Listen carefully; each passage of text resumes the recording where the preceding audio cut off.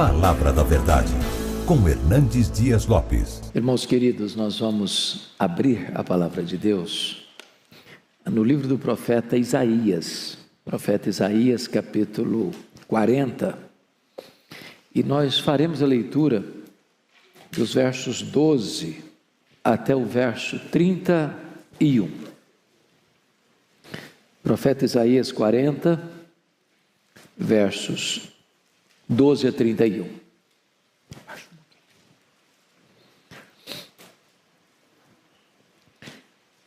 Eu peço que depois da leitura você mantenha a sua Bíblia aberta comigo nesta passagem.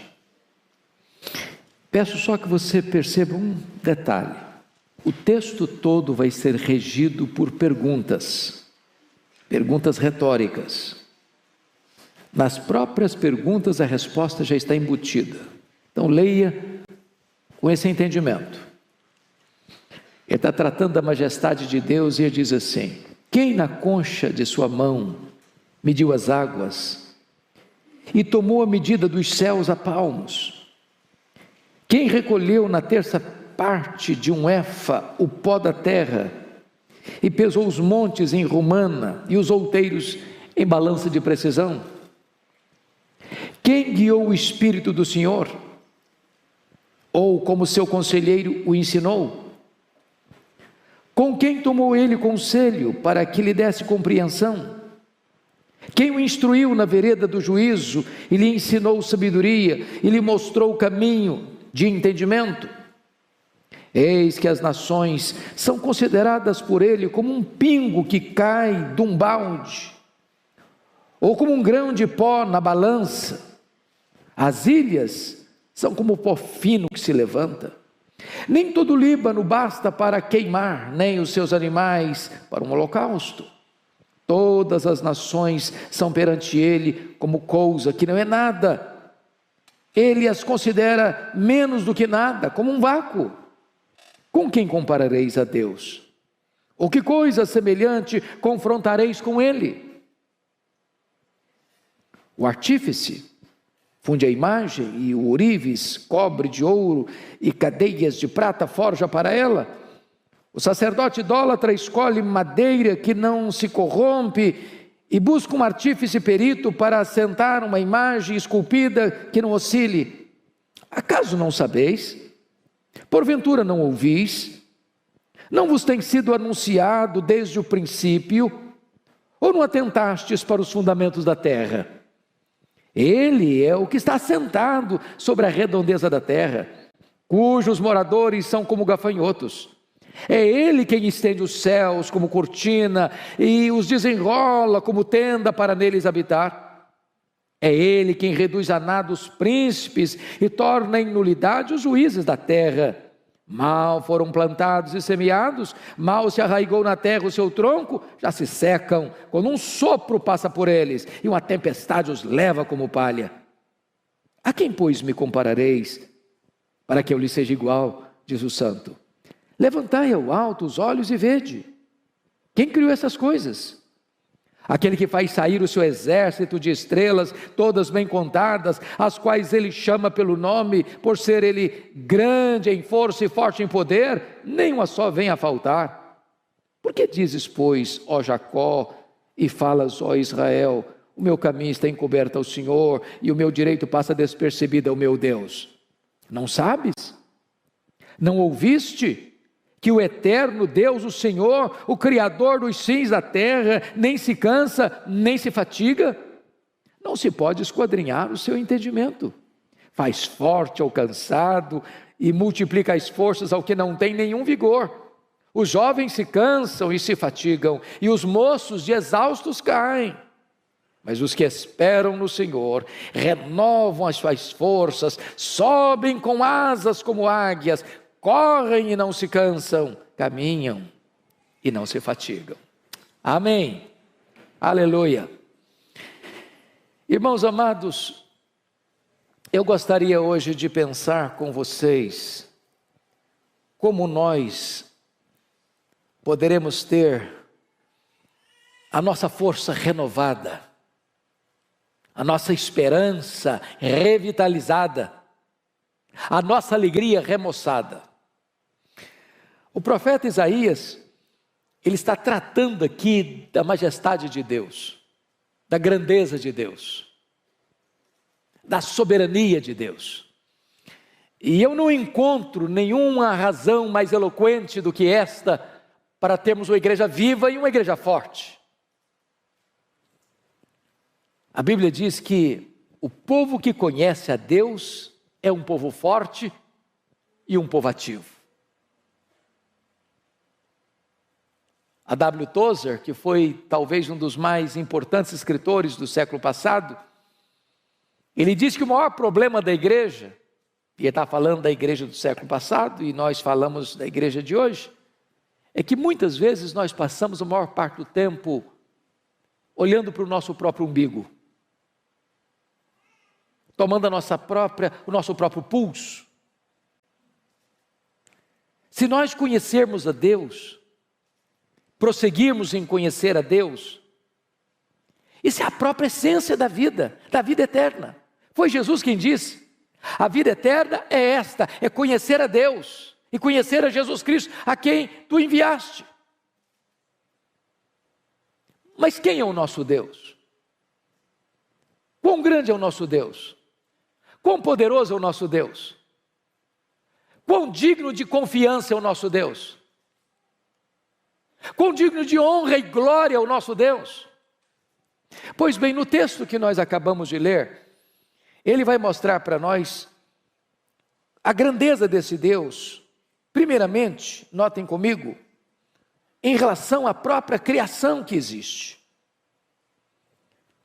Notem, por favor, o versículo 12, o que está escrito: quem na concha da sua mão mediu as águas e tomou a medida dos céus a palmos? Quem recolheu na terça parte de um éfa o pó da terra e pesou os montes em romana e os outeiros em balança de precisão? Ele está usando uma linguagem poética, mas ele está usando uma figura para nós incompreensível.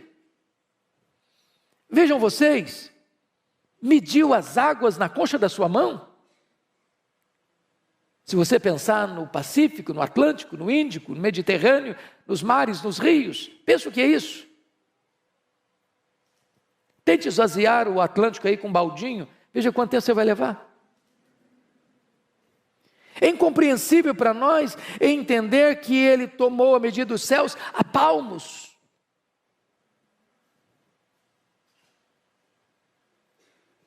Mas qual a extensão dos céus? Os cientistas não sabem dar uma resposta. Eles não têm essa resposta. Porque, na verdade, isso é uma matéria em aberto. O que nós sabemos é que este universo, que ele mediu a palmos, não é infinito, porque a infinitude é atributo exclusivo de Deus. Mas se conhece, se sabe hoje que o nosso universo tem mais de 93 bilhões de anos-luz de diâmetro. Se você voasse na velocidade da luz, 300 mil quilômetros por segundo, você demoraria mais de 93 bilhões de anos para ir de uma extremidade à outra, e ele mediu tudo isso a palmos. Ele vai dizer que ele recolheu na terça parte de um éfa, não foi num éfa inteiro não. Na terça parte de um éfa, o pó da terra. E pesou os montes em romana e os outeiros em balança de precisão. É incompreensível isso para nós. Mas o profeta está usando essa figura bela, poética, romântica até, para provar para nós uma coisa: o seu Deus é o Deus majestoso. Ele é maior que tudo quanto ele criou. Veja comigo o verso 26. Levantai ao alto os olhos e vede quem criou estas coisas. Aquele que faz sair o seu exército de estrelas, todas bem contadas, as quais ele chama pelo nome, por ser ele grande em força e forte em poder, nenhuma só delas vinha a faltar. É outra coisa espantosa, porque os cientistas dizem que tem mais estrelas no firmamento que todos os grãos de areia de todas as praias e desertos do nosso planeta. Ele não apenas criou todas elas, ele batizou cada uma delas pelo nome. E porque ele é forte em força e grande em poder, quando as chama pelo nome, nenhuma só delas vem a faltar. Este é o seu Deus, majestoso, glorioso, absolutamente digno de honra, de glória e de louvor da sua igreja. Mas em segundo lugar, veja comigo, nos versos 13 e 14, que ele vai mostrar a grandeza do seu Deus em relação ao saber, ao conhecimento. Ele diz assim: quem guiou o Espírito do Senhor? Ou como seu conselheiro o ensinou? Com quem ele tomou conselho para que lhe desse compreensão? Quem o instruiu na vereda do juízo e lhe ensinou sabedoria e lhe mostrou o caminho do entendimento? Ele está perguntando em outras palavras para nós assim: em que escola ele estudou? Qual foi a faculdade que ele fez? Onde ele fez a sua pós-graduação? Onde ele fez seu mestrado? Onde ele fez seu doutorado? Onde ele fez seu pós-doutorado? Quem foi o professor de Deus? Quem instruiu a ele? Quem ensinou a ele? Quem deu a ele conhecimento? E aqui está algo tão sublime, porque todo saber procede de Deus, toda ciência emana de Deus. Ele é a fonte de todo conhecimento, Ele é a fonte de todo saber. É por isso que nós, povo de Deus, não desprezamos o nosso cérebro, nós não jogamos o nosso cérebro fora. É por isso que nós valorizamos toda a ciência, todo o saber, porque toda a ciência, todo o saber e toda a verdade procede de Deus, porque Ele é a fonte de todo o saber, de todo o conhecimento, de toda a ciência. Nós sabemos fragmentadamente, Ele sabe completamente. Nós sabemos parcialmente, Ele sabe o todo. Nós conhecemos em parte, mas então Ele conhece tudo, e haverá um dia em que Ele vai abrir para nós o painel do saber, e nós conheceremos como também somos conhecidos. Esse Deus é digno de honra e de glória. Mas, em terceiro lugar, confira comigo aí os versos 15 a 18, porque vai mostrar a grandeza de Deus, não só em relação à criação, não só em relação ao saber, mas em relação às grandes potências da época, as grandes nações da época. Veja, por favor, versos 15 a 18. Eis que as nações são consideradas por ele como um pingo que cai de um balde, ou como um grão de pó na balança. Olha o verso 17. Todas as nações são perante ele como coisa que não é nada. Ele as considera menos do que nada, como um vácuo. E ele usa uma linguagem aqui tremenda.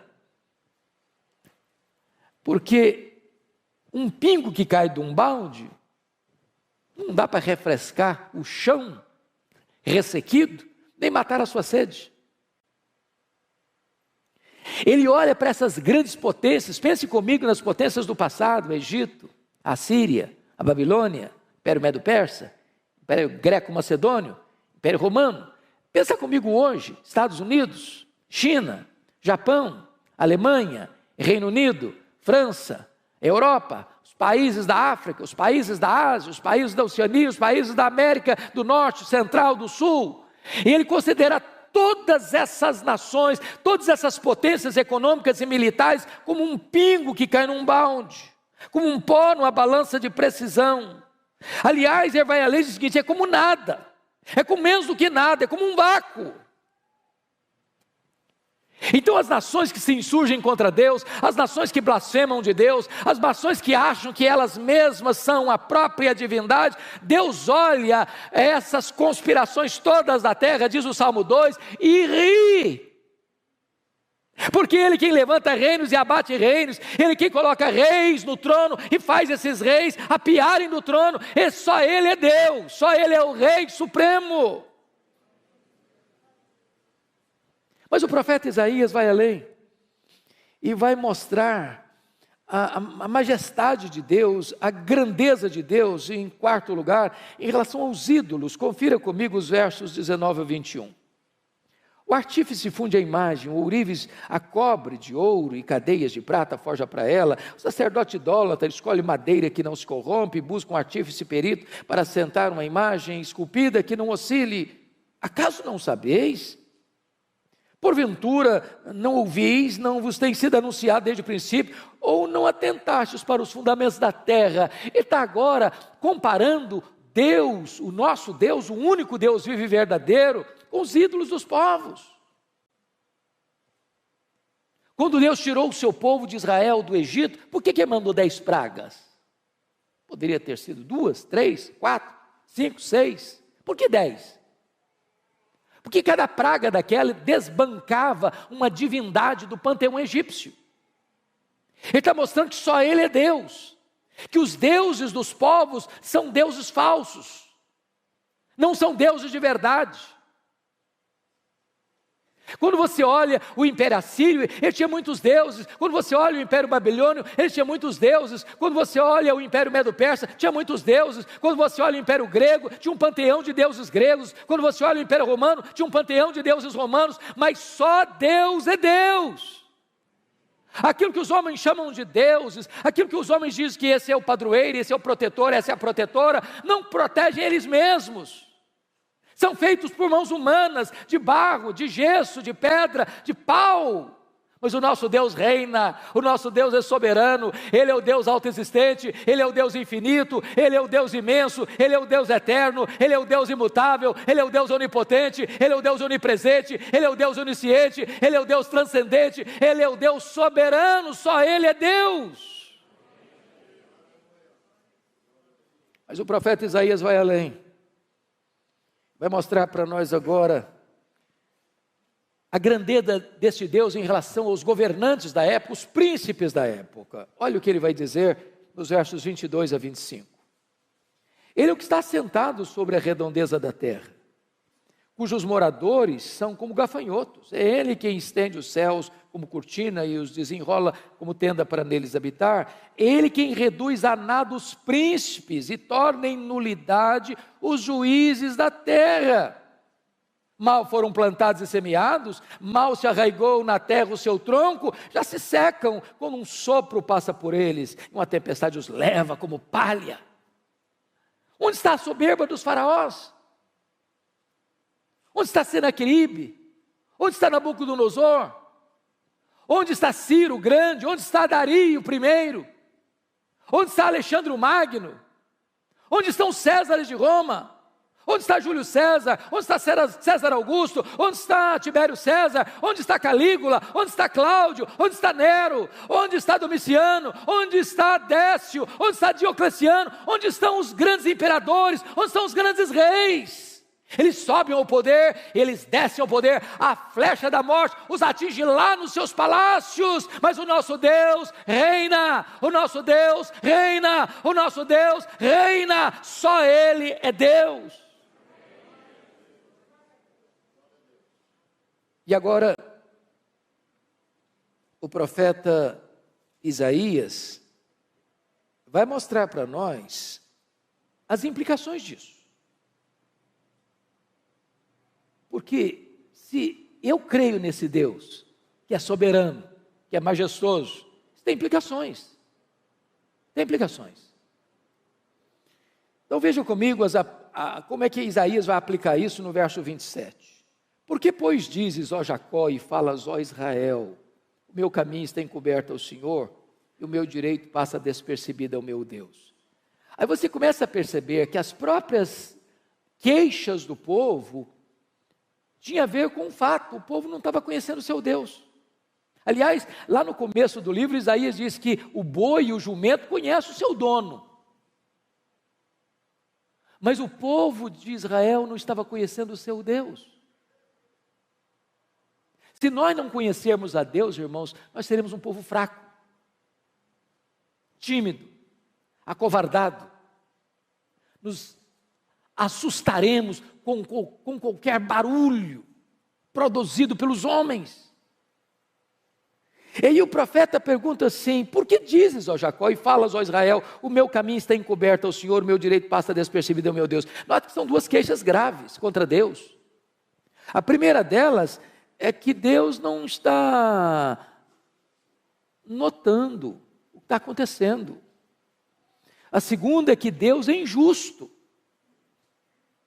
Porque se o meu caminho está encoberto ao Senhor, é porque não é onisciente, é porque não sabe, é porque não vê, é porque Ele é limitado.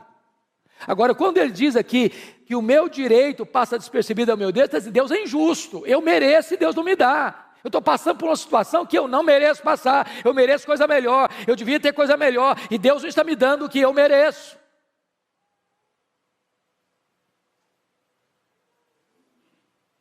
Aí o profeta responde assim, verso 28, não sabeis, não ouviste, ou não sabes, não ouviste, que o eterno Deus, o Senhor, o Criador dos fins da terra, nem se cansa, nem se fatiga, não se pode esquadrinhar o seu entendimento. Então, quer dizer uma coisa para você, Deus não fica lá no céu esfregando as mãos, Deus não é pego de surpresa, Deus não fica em apuros, Deus não está lá sem saber o que fazer com a pandemia, Deus não está lá sem saber o que fazer com os dramas que você está vivendo. Ele é Deus, Ele não fica cansado, Ele não fica fatigado, Ele não fica em apuros, Ele não fica contra a parede.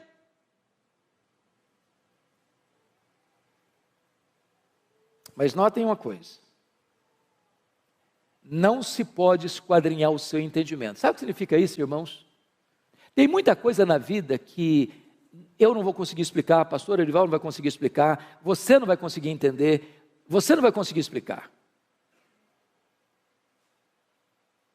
Porque se eu pudesse entender Deus no seu aspecto pleno, eu seria igual a Ele, eu não seria Deus. Eu sempre serei limitado. Os atributos incomunicáveis de Deus nós não teremos nem no céu. Há coisas que você e eu não vamos entender. Eu fico olhando a história do Jó, por exemplo, que foi golpeado na vida financeira, na saúde, no casamento, nas amizades e com os filhos. E o que Jó fez? Ele perguntou, ele quer saber. Ele fez 16 perguntas, por quê, por quê, por quê, por quê, por quê? Ele fez 34 queixas contra Deus, e a resposta de Deus para ele foi o silêncio. E quando Deus falou, Deus não respondeu nenhuma das 16 perguntas, nenhuma das 34 queixas, ao contrário, Deus fez 70 perguntas para ele. A Bíblia diz que Deus o restaurou, mas Deus não explicou. O que Deus promete para você é restauração, nem sempre explicação. Às vezes você diz assim, pastor, é verdade, eu vou chegar lá no céu com a minha listinha de perguntas, eu vou querer saber muita coisa. Não vai querer nada. Vai querer nada, sabe por quê? O céu é autoexplicativo. Primeiro instante que você chegar no céu, todas as suas dúvidas terão sido dissipadas. Lá não tem interrogações, lá não tem perguntas, lá tem respostas. Lá nós conheceremos como somos conhecidos. A nossa leve e momentânea tribulação aqui produzirá para nós eterno peso de glória, acima de toda comparação. Mas ele prossegue no texto, confira comigo no verso 29, quando ele diz assim, esse Deus faz forte ao cansado e multiplica as forças ao que não tem nenhum vigor. Talvez você está hoje aqui, meu irmão, de tanque vazio. Talvez você está aqui andando na reserva. E eu quero dizer para você que Deus trouxe você aqui nesta noite para dar uma B12 na sua veia espiritual. Deus trouxe você aqui hoje para dizer o seguinte, olha meu irmão, você não precisa andar fraco e abatido não, você pode ser fortalecido, o Deus Todo-Poderoso é o seu Deus, é o seu Pai, e Ele está aqui hoje para fortalecer você, levantar você. Ele diz no verso 30, confira comigo, os jovens se cansam e se fatigam, e os moços exaustos caem. O que ele está dizendo? Hoje eu assisti o sermão do pastor Ivaldo, às 8 horas, e ele deu uma pincelada nesse assunto aqui. Se você confiar, jovem, na sua força, o jovem tem vigor, ele é forte, ele enfrenta a luta e vai para frente, vai para cima, ele tem força, ele tem vigor. Mas isso é limitado, sabia? Tem muito jovem cansado.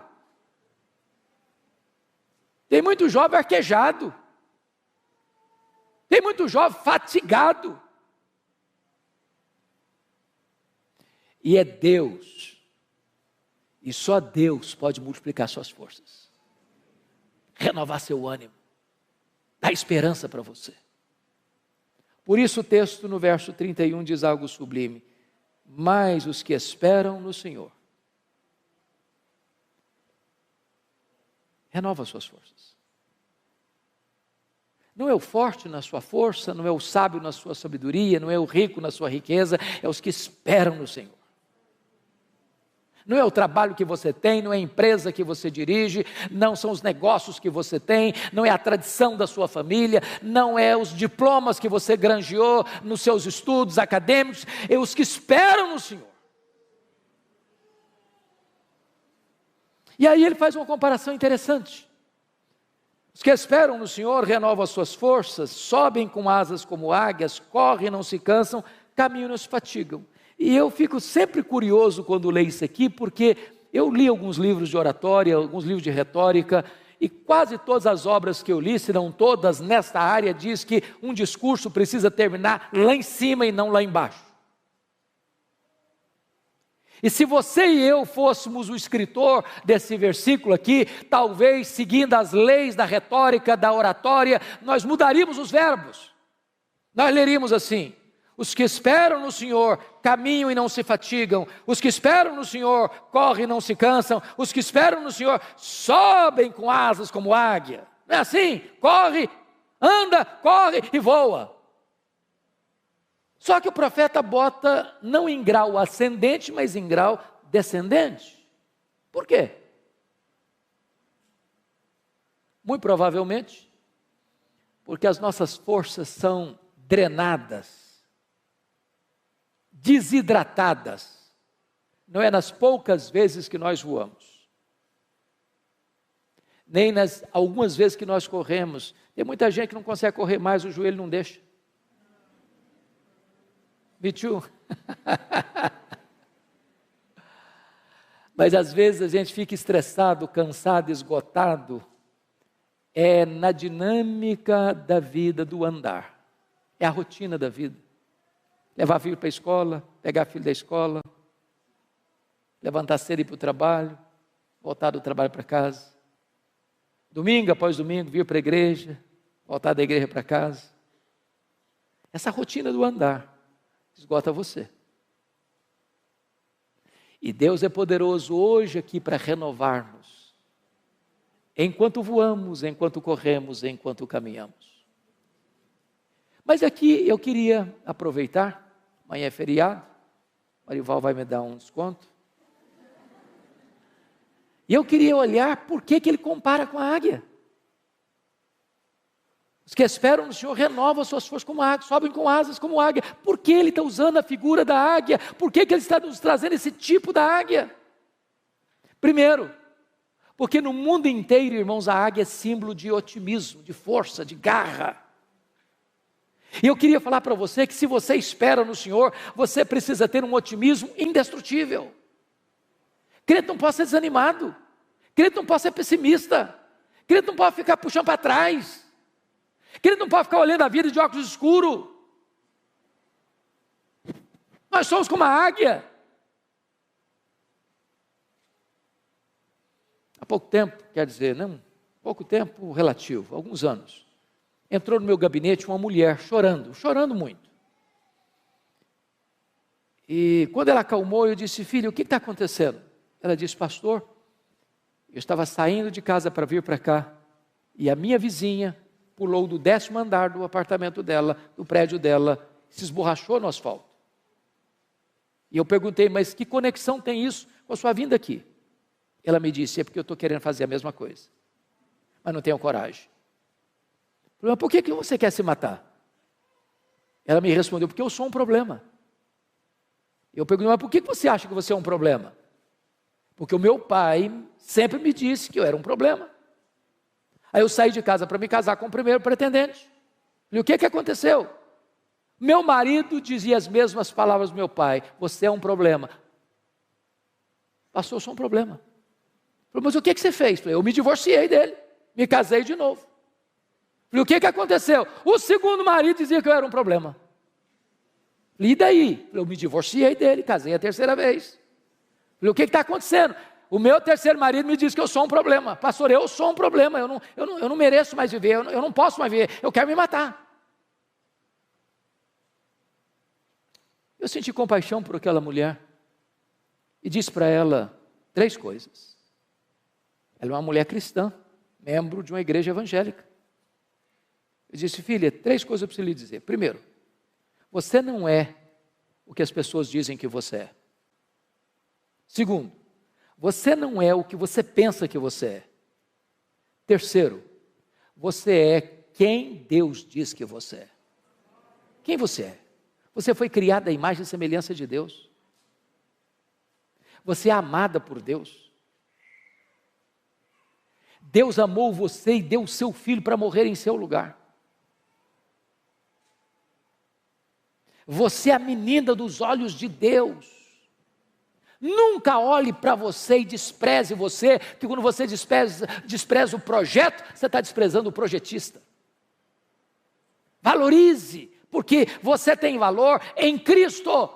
Em Cristo você é precioso, você é preciosa. Então lute pela sua vida, em vez de desistir dela. Mas ainda, irmãos, em segundo lugar, se nós somos como a águia, isso nos ensina uma segunda lição, o princípio da piedade progressiva. Diz os estudiosos que a águia sempre gosta de voar alto, alto, alto, sempre um pouquinho mais alto. O que significa isso se somos como a águia? Significa que o crente não pode ficar de altos e baixos, de avanços e recuos, em zigue-zagues na vida. Temos que voar alto, viver altaneiramente, pensar nas coisas lá do alto. Nós somos cidadãos dos céus. Aqui nós estamos como peregrinos e forasteiros. Aqui não temos casa permanente. Aqui não está o nosso lar permanente. Aqui não está a nossa pátria permanente. Nós somos testemunhas aqui, mas estamos a caminho da glória. Há uma outra ave que não consegue voar bem, sabia? Os voos são curtos, são baixos e desastrosos. É o pelicano. Mas sabe por que o pelicano não sabe voar alto, não consegue voar alto? É porque tem um papo muito grande. Sabe por que alguns crentes não conseguem voar alto? Tem um papo muito grande. Gente ensimesmada, gente narcisista, gente egoísta, gente que se sente um gigante quando não passa de um pigmeu. Mas a águia nos ensina uma outra coisa impressionante, é o princípio da dependência de Deus, total. Se você já viu uma fotografia, ou já viu uma águia de perto, ou uma fotografia bem feita, ou um desenho bem feito, você vai perceber que a águia tem as asas enormes, aparentemente desproporcionais ao tamanho do corpo. E por quê? Certamente não foi um cochilo do Criador, não foi um erro anatômico de Deus. A águia tem as asas tão grandes, sabe por quê? Porque ela faz voos muito altos e muito longos. Então a águia não fica ruflando as suas asas como um beija-flor. Ela chega lá nas alturas, aplana as asas e deixa que o vento a carregue. Se nós quisermos vitória na nossa vida espiritual, não é na força do braço, não é na força do nosso conhecimento, não é na autoconfiança.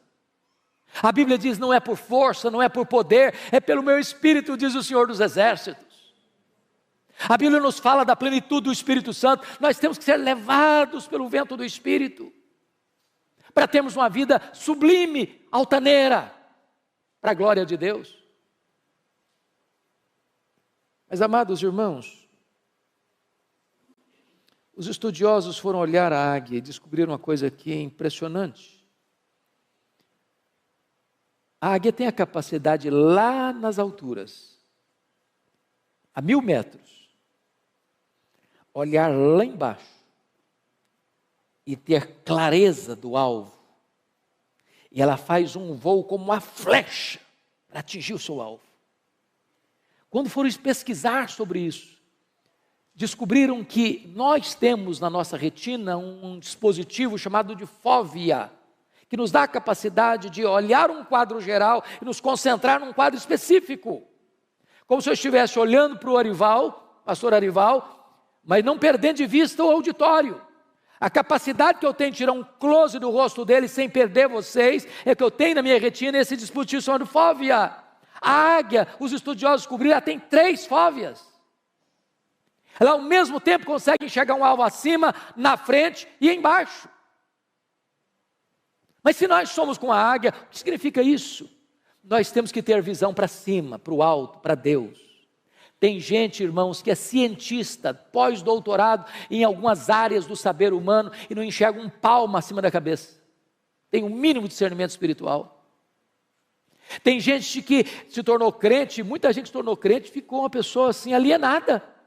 Alienada, ela não tem mais conexão com a história, ela não tem mais conexão com a vida, ela parece que perdeu a capacidade de pensar e de refletir. Nós temos que conhecer a história, nós temos que conhecer o que o homem está pensando, nós temos que conhecer o que está acontecendo aí fora, nós temos que olhar para frente e discernir o nosso tempo, nós temos que ser como os filhos de Issacar, especialistas no tempo em que vivemos, para não sermos massa de manobra.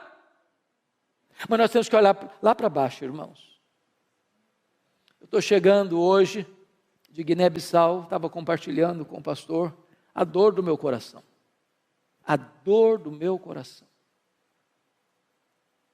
Eu estive em 2019 em Angola, já fiquei chocado, mas Guiné-Bissau é dezenas e dezenas de vezes uma situação mais crítica do que Angola.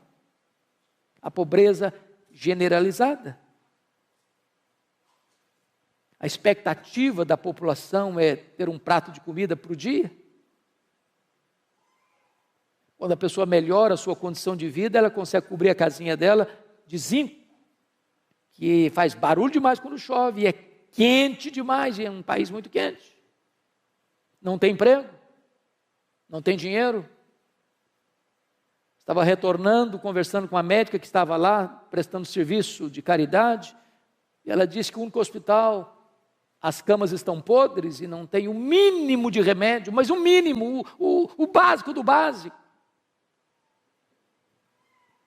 Mulheres, crianças e velhos com a bacia na cabeça, vendendo um pouquinho de pepino, ou de cebola, ou de batata, para conseguir um pouquinho de comida naquele dia.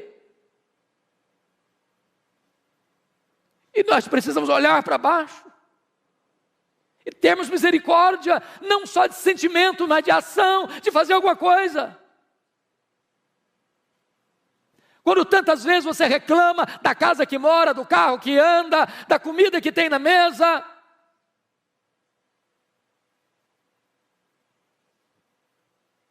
Mas ainda, irmãos, me permita 2 coisas para encerrar.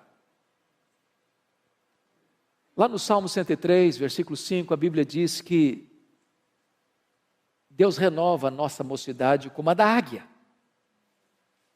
Isso é impressionante para mim. Porque se Deus renova a minha mocidade como Deus renova a mocidade da águia, eu tenho que saber como é que Deus renova a mocidade da águia. E a águia tem uma capacidade de superação incrível. Porque quando ela percebe que ela está com as suas penas enferrujadas, com o seu bico enferrujado, com as suas garras impotentes, ela faz algumas coisas interessantíssimas. Ela se isola, ela fecha a sua agenda, ela para a sua atividade, e ela vai lá para o alto de um penhasco e fica lá, sozinha. Tem hora, amado irmão, que nós precisamos dar uma parada, para saber por que eu estou fazendo o que eu estou fazendo. Não tem nada mais perigoso do que o ativismo, sem reflexão. Deus não nos chamou prioritariamente para fazer a sua obra, Deus nos chamou prioritariamente para andarmos com Deus da obra. Tem hora que é preciso fazer um retiro, não na direção de uma coletividade, mas da solidão, talvez da solidão do seu quarto. A águia, ela mesma tira as suas penas enferrujadas. Talvez é hora de você tirar algumas penas enferrujadas. O pastor já explicou dos pecados. Alguns pecados, alguns hábitos, alguns vícios, algumas manias, algumas idiosincrasias. Que se grudaram, que viraram hábito, que viraram vício. Que é preciso tirar. Vai doer, vai sangrar, mas enfrente isso se você quer ser restaurado por Deus. A águia amola o bico na pedra para tirar aquela ferrugem. Irmãos amados, se nós queremos restauração de Deus, nós precisamos afiar o bico, sabia? Tem muito crente entrando em brigas feias, nos bastidores da internet. Brigas horríveis, falam mal uns dos outros, criando contenda uns com os outros. Está na hora de parar com isso, não perder tempo com isso, para ler um pouco mais a nossa Bíblia, orar um pouco mais, buscar mais a Deus, consagrar-nos mais, usar melhor o nosso tempo. A águia bate com as garras na pedra, para que aquelas garras frágeis caiam e possam surgir novas garras fortes. Nós precisamos de armas, não enferrujadas, mas poderosas em Deus, para destruir fortalezas e anular sofismas. Quando a águia termina todo esse processo, daqui a pouco ela vai se remoçando, as penas vão nascendo, o bico vai nascendo, as garras vão nascendo, e ela sai de lá completamente remoçada para dar início novamente às suas atividades. Mas eu quero concluir, porque está escrito lá em Jó, talvez se você pudesse conferir comigo, Jó capítulo 39, e esse é um dos textos mais incríveis da Bíblia, versículo 27 e 28, está escrito assim, Jó 39, 27 e 28. Ou é pelo teu mandado que se remonta a águia e faz alto o seu ninho, habita no penhasco, onde faz a sua morada, sobre o cume do penhasco, em lugar seguro. Olha que lição, se nós somos como a águia. A águia coloca o ninho dos seus filhos no alto dos penhascos, longe dos predadores. Meus irmãos, se existe uma geração que tem predador de criança, é a nossa geração.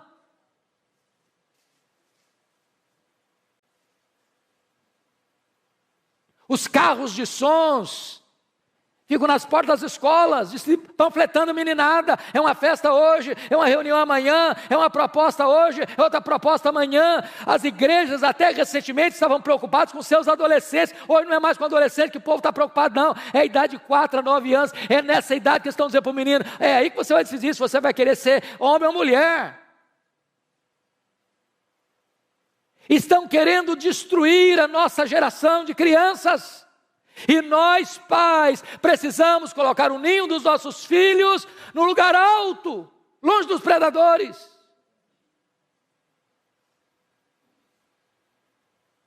Agora vá comigo para Deuteronômio 32:11, porque tem outra lição importante lá, sobre a águia, essa questão do cuidado da família.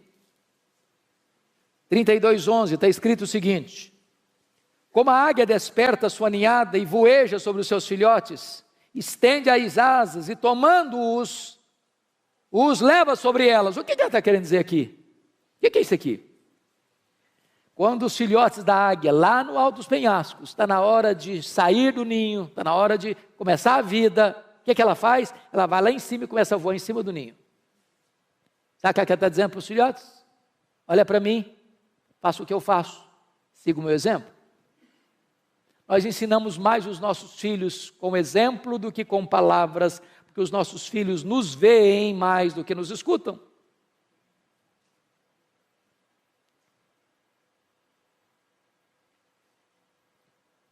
Mas talvez você pergunte, pastor, eu sou um pai exemplar, eu sou uma mãe exemplar e eu estou tendo problema em casa. Eu admito isso. Às vezes a gente tem que pegar mais leve com alguns pais. Porque eu vejo um Samuel tendo filhos complicados. Eu vejo um Davi tendo filhos complicados. Eu vejo um rei Ezequias tendo um filho muito complicado. Mas o que a águia faz quando os filhos não querem seguir o exemplo? Ela vai lá no ninho, tira o capim macio, deixa só os espetos. Tem hora que a única linguagem que os filhos vão entender é a linguagem da disciplina. Por favor, não entenda que eu estou falando de espancar filho, de agredir filho, de achatar a autoestima do filho, não é isso que eu estou falando. Mas todo filho, toda filha precisa de disciplina. Disciplina é um ato responsável de amor.